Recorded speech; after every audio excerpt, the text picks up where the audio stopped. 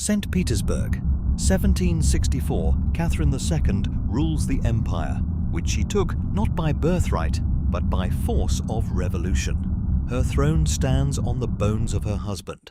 Its legitimacy rests on the bayonets of the guard. But there is something that is not said out loud. In a stone bag of the Shlisselburg Fortress, behind 7 locks, in complete darkness, a man is sitting. He doesn't know his name. He hasn't seen the sun for 20 years. According to documents, it does not exist. The guards are ordered, if anyone tries to free him, kill the prisoner immediately. This man is the legitimate emperor of Russia, and the young second lieutenant Vasily Mirovich just decided to save him.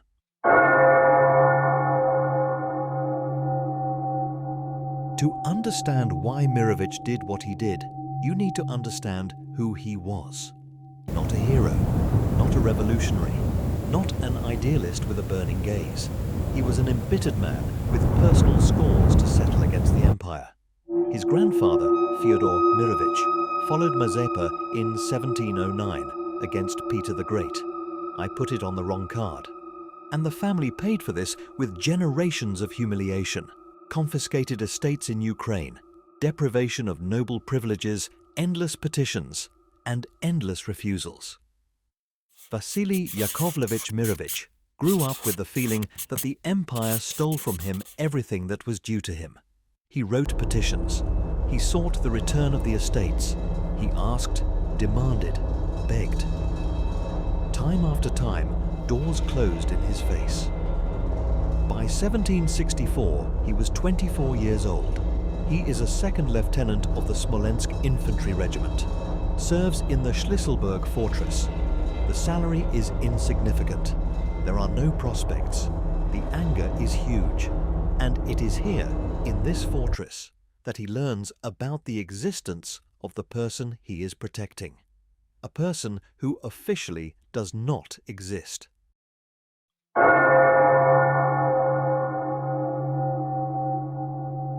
To understand the scale of what Mirovich had in mind, you need to understand the state of Russia in 1764. Catherine II has been on the throne for only 2 years. She seized power in June 1762, raising the guard against her own husband, Peter III. 8 days after the coup, Peter was dead. Officially, from hemorrhoidal colic. Unofficially, everyone understood everything.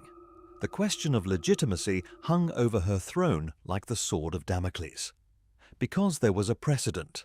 Ivan Antonovich, the great-grandson of Ivan V, was proclaimed emperor in 1740 at the age of 2 months. 2 months. A baby on the Russian throne. Then Elizabeth's coup, and Ivan disappears. At first, he is hidden in different fortresses.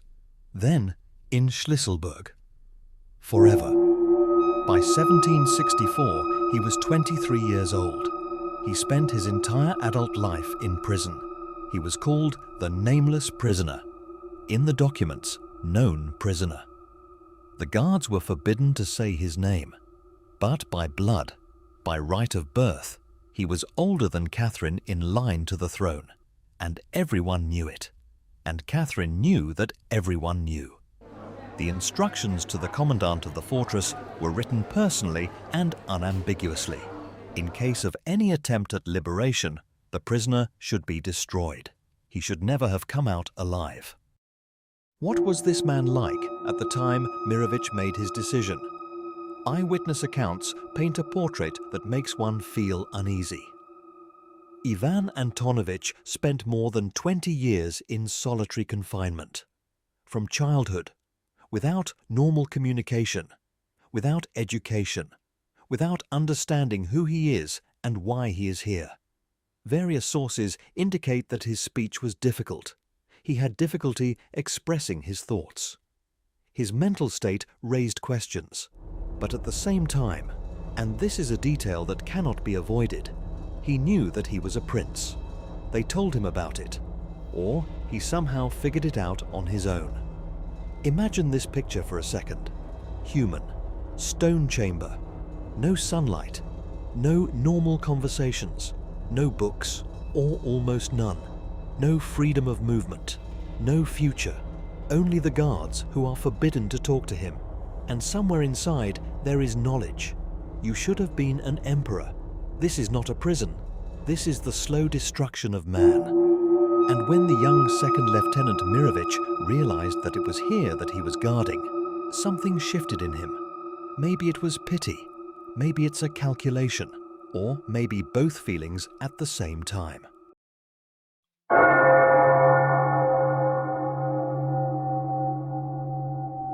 And here, history takes on features that make the hairs on the back of any historian's neck rise. Mirovich begins to prepare a conspiracy. According to his own testimony during the investigation, and the investigation was harsh, this must be understood, he decided to free Ivan Antonovich, elevate him to the throne, and thereby change the fate of Russia, and at the same time, your own. Returned estates. Family honor restored, reward for saving the legitimate sovereign. Two motives, ideological and personal, as is almost always the case in history. But here's what's amazing. Mirovich's conspiracy is negligible in scale. No wide net, no influential patrons, no guards regiments ready to go over to his side. There was one person, Apollo Ushakov, his colleague, whom Mirovich called his accomplice. But Ushakov drowned shortly before the events, under unclear circumstances. Coincidence? Witness removal? Historians are still arguing.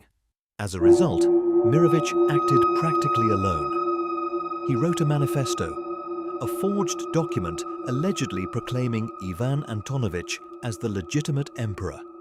He began to agitate the soldiers of the garrison, to convince them to join. At night. Whisper. In the barracks of the Shlisselburg Fortress. And, incredibly, some agreed. Either they believed him, or they were afraid to refuse. Either they didn't understand what they were getting into. But there was another question that historians have been asking for 250 years. Did Catherine know? The Empress's network of agents worked effectively. Rumors in the barracks are not something that can be easily hidden. Some researchers directly point out Mirovich's conspiracy could have been a provocation organized by the authorities themselves. A way to solve Ivan Antonovich's problem once and for all, with the hands of a fanatic who is then executed, and at the same time remain on the sidelines. There is no evidence. Refutations too. This shadow hangs over the whole story.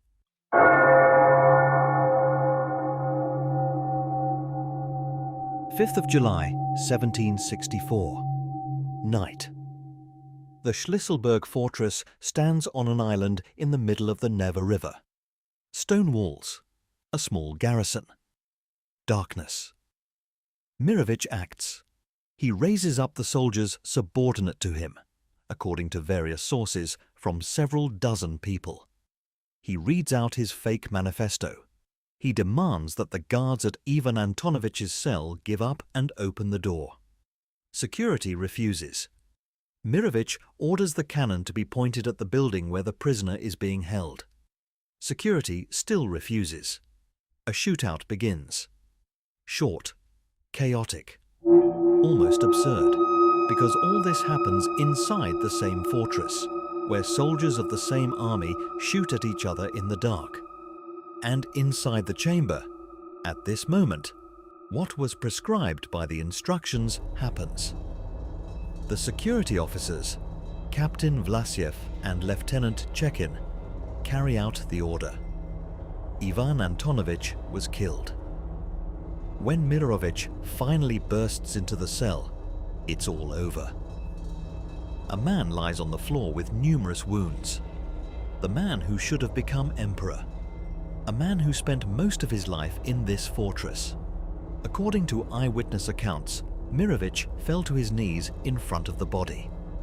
We don't know what he felt at that moment. Despair? Horrified by what you did? Understanding that it's all over? And then he stood up.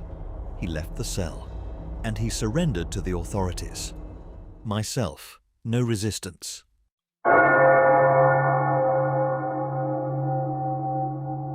What followed is in itself a historical document about the nature of power. Catherine II received news of the events in Shlisselburg with demonstrative calm. According to those close to her, she did not express any particular shock or joy. She just ordered an investigation. The investigation was thorough. Mirovich was interrogated for a long time and in detail. He testified, called names, explained his motives. The court pronounced its verdict in September 1764, death penalty. This in itself was an event, because in Russia, since the time of Elizaveta Petrovna, the death penalty was not actually used. There was hard labor, exile, corporal punishment, but not execution. Elizabeth made a vow not to execute people, and kept it. Catherine was also formally considered an enlightened and humane ruler. She corresponded with Voltaire. She talked about reforms, and she signed the death warrant. September 26, 1764. St. Petersburg. Scaffold on the square. Huge crowd.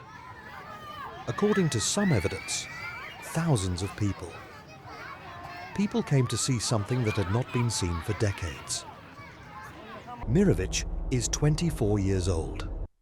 Eyewitnesses describe his behavior on the scaffold as calm. He didn't beg for mercy. He did not curse the empress. He accepted death. The executioner was inexperienced, or deliberately acted the way he did.